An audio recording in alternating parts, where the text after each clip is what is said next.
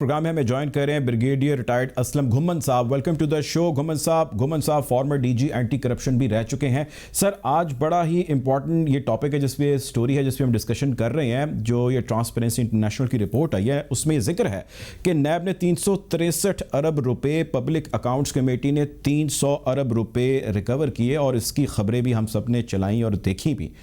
आपका क्या एनालिसिस है? रिकवर किए गए, और अगर किए गए तो कहाँ से किए गए, कैसे किए गए? बिस्मिल्लाहिर्रहमानिर्रहीम। पहले तो जी मैं आपका शुक्रिया अदा करता हूँ कि आपने इस बड़े इम्पॉर्टेंट मौजू पे मुझे याद किया। ये बदकिस्मती है कि इस मुल्क के में करप्शन तो हमारे जब से पाकिस्तान बना है करप्शन बढ़ी है, कम नहीं हुई। क्योंकि जब हुक्मरान करप्शन में इन्वॉल्व हो जाएँ तो वो नीचे तक उसके असरात होते हैं। और ये जो इंटरनेशनल ट्रांसपेरेंसी की रिपोर्ट है, ये आपके देखें साथ एक तरफ वो कहते हैं जी 363 अरब रुपए हमने रिकवर किए हैं नए वाले, लेकिन जो हमारी रेटिंग है वो 120 से 124 चली गई है। इसका मतलब कि करप्शन इंक्रीज़ हुई है। बेशक ये रिपोर्ट 2019 की है, पिछले दो इनमें नून लीग का जो हुकूमत थी उसकी भी शामिल है। लेकिन बदकिस्मती से ये मैं भी एक इस्लामी मुल्क होने के नाते अगर हुक्मरानी ठीक है होती है तो उस पर करप्शन भी कम हो जाती है। अभी देखें जब से हमारी पीटीआई की हुकूमत आई है, क्योंकि सरबराह जब ईमानदार हो तो कम से कम उसके वज़रा और बड़े लेवल पे मेगा करप्शन नहीं होती, जिससे हमारी रेटिंग कम होनी चाहिए थी, लेकिन ये इंक्रीज़ है, लेकिन ये पिछली है। तो मेरा ये हमारे लिए आई ओपनर है कि हमें और इसमें बड़े से इक़दाम करने की ज़रूरत है। हमारे ये अदारे जो हैं उनको मजबूत करने की ज़रूरत है, अच्छी गवर्नेंस की ज़रूरत है, और हमारी इंडस्ट्री और ये लोगों को जो रोज़गार मिलना है वो भी ज़रूरी है। ठीक है। अच्छा घुम्मन साहब, सर ये बताएं, मैं थोड़ी सी ना आज आपसे टेक्निकल गुफ्तगू करना चाहता हूँ स्पेसिफिकली करप्शन के हवाले से। आप डीजी एंटी करप्शन भी रह चुके हैं और बड़े आला बाकी दीगर मनसब पर भी रह चुके हैं। ये बताएं सर कि हमने टर्म सुनी है white collar crime, blue collar crime. Pakistan में किस किस्म का क्राइम होता है? पहले हमें ज़रा ये बताएं, ये जो वारदात डाली जाती है, करप्शन की जाती है, किस तरह होती है? कोई एग्जांपल दीजिए या हमें कोई सिनेरियोस रखिए जिससे आम बंदा इस चीज़ को समझ सके। जी मैं आपको बड़ी इसकी क्लियर, वाइट कॉलर क्राइम ये होता है कि आपके पास जो करप्शन का पैसा होता है उसको आपने अपना ब्लैक मनी जो होता है इसको वाइट करके आपने अपने जो डे टू डे होते हैं उनको चलाना होता है। हमारी बदकिस्मती से ये करप्शन जो है यूँ ही पाकिस्तान बना तो माइग्रेंट जो आए थे तो उन्होंने आकर यहाँ जब ज़मीनों की अलाटमेंट शुरू हुई तो उस वक्त लोगों ने यहाँ बेताशा क्लेम करके, झूठे क्लेम करके ये इस तरफ हमारे मुल्क को करप्शन की राह में डाल दिया। मुझे याद है मैंने जब ये किताब लिखी करप्शन के ऊपर, तो मैंने जब उस पर स्टडी किया तो इंडिया ने 1956 में तमाम किस्म के क्लेम, तमाम किस्म की ज़मीनें अलाटमेंट बंद कर दी, जबकि पाकिस्तान में यह सिलसिला 1971 तक चलता रहा। और हाई कोर्ट लाहौर से एक फ़ैसला आया कि जी ये क्लेम तो बंद हम कर देते हैं, लेकिन जो पुराने क्लेम हैं वो जारी रहेंगे। वो पुराने क्लेम जब जारी, लोगों ने पिछली डेटें डालकर अभी तक वो सिलसिला जारी है। तो वाइट कॉलर क्राइम जो है ये यही होता है कि आप दूसरों के नाम चीज़ें करें, जो आपका हक़ नहीं है वो हासिल करें, और वो उससे फिर जो है करप्शन वो बढ़ती है, कम नहीं होती। और हम जब फिर ये वाइट कॉलर क्राइम का वो बड़ा नुकसान है। जब मैं नैब पेशावर में था तो मैं आपको एक एग्जांपल देता हूँ कि एक भाई एक आता है, अपने एक भाई की शिकायत लेकर चेक साथ लाया वो जाली कि मेरा भाई ये करप्शन कर रहा है। तो मैंने पूछा भाई आप भाई के ख़िलाफ़ क्यों दे रहे हो? उन्होंने कहा जी मैं और भाई हम इकट्ठा ये टांगा चलाते थे। आज मैं भाई के जब मेरी बीवी बच्चे देखते हैं कि जी इन्होंने कोठी बना ली हुई है, इन्होंने कारें ले ली हैं, तो मुझे तो मेरा घर में रहने जीना आराम कर दिया हुआ है। तो ये इसके असरात होते हैं सोसाइटी पे जो आज तक हम भुगत रहे हैं। तो दूसरा, करप्शन की डेफिनेशन मैं आपको बता दूं, करप्शन सिर्फ पैसे लेकर जेब में डालने का नाम नहीं है। ये यूएनओ कन्वेंशन जिनेवा 2003 में हुई थी, जिसके हम भी 111 मुल्क में साइन किए थे। उसकी डेफिनेशन जो यूएनओ ने 25-30 साल की रिसर्च के बाद निकाली थी वो थी abuse of power, miss use of power, corruption. तो आप अगर किसी को आप अपना बुलाई करते हैं, जैसा खाना अपना होती है, खाना परवरी होती है, लोगों को बुलाई किया जाता है, जूनियर को सीनियर लगाया जाता है, ये सारे वो क्राइम है जो आपकी डेफिनेशन वाइट कॉलर क्राइम में आता है। ठीक है। अच्छा घुमन साहब, सर ये बताएं, ये तो मैं समझ गया, ये बताएं कि अब आ जाते हैं कि करप्शन रोकी कैसे जाती है। आप एंटी करप्शन के डीजी रह चुके हैं, आला मनसब पर रह चुके हैं, ये मुझे बताएं कि आपका महकमा जिधर आप डीजी थे या ऐसे महकमे जो अभी काम कर रहे हैं करप्शन रोके जाने के हवाले से, इंक्लूडिंग नैब, ये कौन से ऐसे मेजर्स लेते हैं कि इनका काम ट्रांसपेरेंट हो और पब्लिक उसको माने, और कौन से ऐसे मेजर्स ये नहीं ले पाते जिसकी वजह से जो लूटी दौलत है वो मुल्क के अंदर हम हर दफ़ा ही सुनते हैं और हर हुकूमत इसका नारा बुलंद करती है समेत पीटीआई के, वो पैसे कोई भी नहीं आ पाते। कहाँ पे लैक है, मसला कहाँ पे, मसले की निशानदेही करें आप। ये आपने बहुत अच्छा क्वेश्चन किया है। ये मैंने देखा है, हमारे जो आपने सवाल किया है वो मैं पहले उसका डेफिनेशन में जवाब दे चुका हूँ।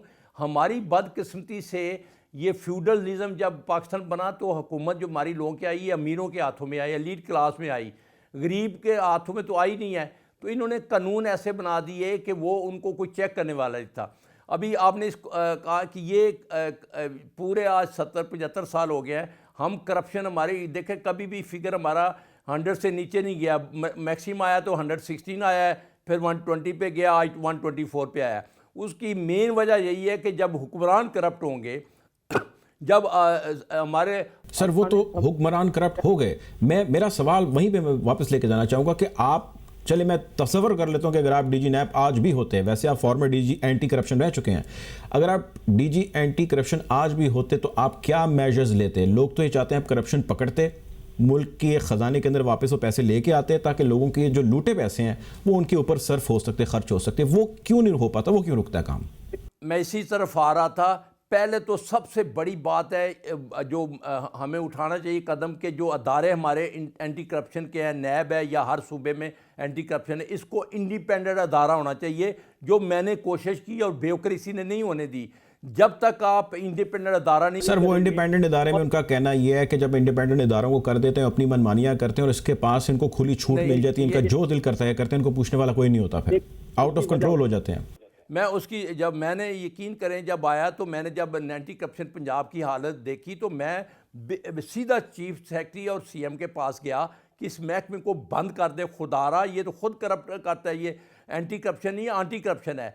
तो मैंने एक प्रेजेंटेशन दी, उसमें मैंने ये आपके सवाल का जवाब उसमें देता हूँ, वो मेरी किताब है, हाँ ये सच, वो पढ़ भी लें।